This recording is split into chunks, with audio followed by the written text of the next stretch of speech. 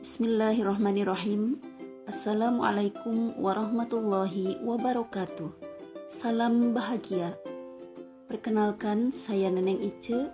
Saya calon guru penggerak angkatan 7 dari Kabupaten Bogor. Pada kesempatan ini saya akan memaparkan koneksi antar materi, kesimpulan dan refleksi pemikiran Ki Hajar Dewantara modul 1.1.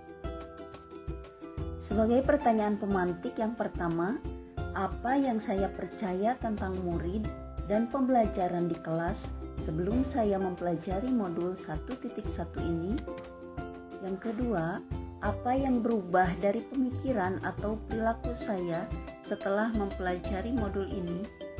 Selanjutnya 3, apa yang dapat segera saya terapkan lebih baik agar kelas saya mencerminkan pemikiran Ki Hajar Dewantara?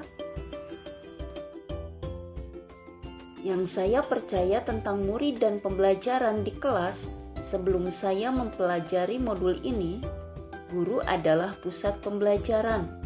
Siswa harus mengikuti kehendak guru. Murid hanyalah kertas kosong.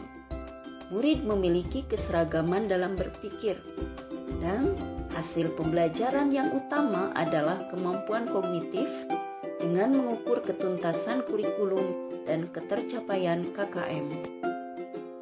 Yang berubah dari pemikiran atau perilaku saya setelah mempelajari modul ini adalah asas pendidikan.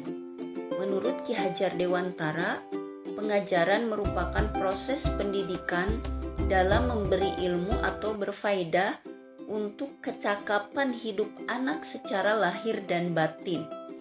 Sedangkan pendidikan memberi tuntunan terhadap segala kekuatan kodrat yang ada pada diri setiap anak, sehingga mereka dapat mencapai keselamatan dan kebahagiaan setinggi-tingginya, baik sebagai seorang manusia maupun sebagai anggota masyarakat. Pendidikan harus sesuai dengan kodrat alam dan kodrat zaman. Kodrat alam yang dimaksud adalah kekuatan, potensi, atau keadaan diri yang secara alamiah melekat pada diri anak. Sedangkan kodrat zaman adalah kekuatan, potensi, atau keadaan diri yang berubah secara dinamis sesuai dengan kondisi sosial, budaya masyarakat, atau perkembangan zaman.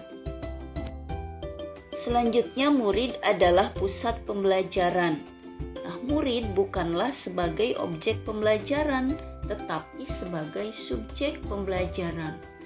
Guru harus menghamba kepada murid, artinya dalam kegiatan pembelajaran, guru hanyalah fasilitator yang bertugas untuk mengarahkan murid pada saat melaksanakan kegiatan pembelajaran. Segala sesuatu yang dilakukan oleh guru dalam pembelajaran semata-mata adalah untuk menuntun murid agar dapat mengembangkan bakat minat masing-masing sehingga menjadikan pembelajaran yang berpihak kepada murid. Selanjutnya, murid bukanlah kertas kosong.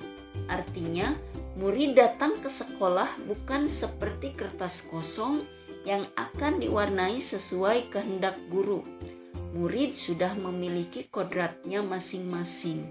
Tugas guru yaitu menuntun, bukan menuntut. Menuntun bukan pada kodrat dasarnya, tapi menuntun untuk menebalkan garis samar agar muncul sifat-sifat baiknya sehingga bisa menutupi sifat-sifat buruknya. Selanjutnya adalah budi pekerti atau keseimbangan cipta, rasa, dan karsa. Anggapan saya selama ini bahwa kemampuan yang utama harus dicapai oleh murid dalam kegiatan pembelajaran itu adalah aspek kognitif saja, sedangkan afektif dan psikomotornya tidak begitu penting, sehingga saya sering kecewa ketika murid mendapatkan nilai evaluasi yang tidak memenuhi KKM. Nah, ternyata untuk menghasilkan generasi bangsa yang berkualitas itu harus mengutamakan budi pekerti, yaitu keseimbangan cipta atau kognitif, rasa atau afektif, dan karsa atau psikomotor dalam diri anak. Karena dengan cipta, murid akan mengembangkan kemampuan alam pikir yang menimbulkan ilmu pengetahuan. Dengan rasa, siswa akan menggunakan panca inderanya yang menimbulkan karya-karya seni atau kesenian.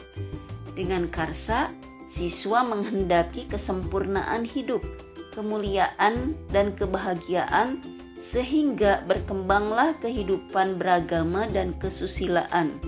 Nah, dengan demikian, pendidikan tidak hanya sekedar proses alih ilmu pengetahuan saja, tetapi sekaligus proses transformasi nilai. Yang dapat segera saya terapkan lebih baik agar kelas saya mencerminkan pemikiran Ki Hajar Dewantara adalah: pertama, saya akan merancang dan menerapkan kegiatan pembelajaran yang berpihak pada murid serta menyenangkan. Nah, dengan menerapkan model-model pembelajaran yang memberikan ruang pada murid untuk terlibat aktif dalam kegiatan pembelajaran serta menyiapkan media pembelajaran sebagai faktor pendukungnya. Nah, selanjutnya, hal yang akan saya dahulukan untuk dapat menerapkan pembelajaran yang berpusat pada murid adalah mempelajari karakteristik, berkolaborasi untuk menggali potensi yang dimiliki dan menjalin komunikasi yang baik dengan murid. Dan yang terakhir, di dalam menuntun murid, sebagai seorang pendidik, saya akan selalu berprinsip pada trilogi pendidikan, yakni Ingarso Sung Tulodo, Ing Madya Mangun Karsa, Tuturi Handayani, yang artinya di depan harus memberi teladan yang baik, di tengah harus membangkitkan semangat, dan di belakang harus memberikan motivasi. Demikian telah saya sampaikan koneksi antar materi, kesimpulan dan refleksi pemikiran Ki Hajar Dewantara modul 1.1. Wassalamualaikum warahmatullahi wabarakatuh.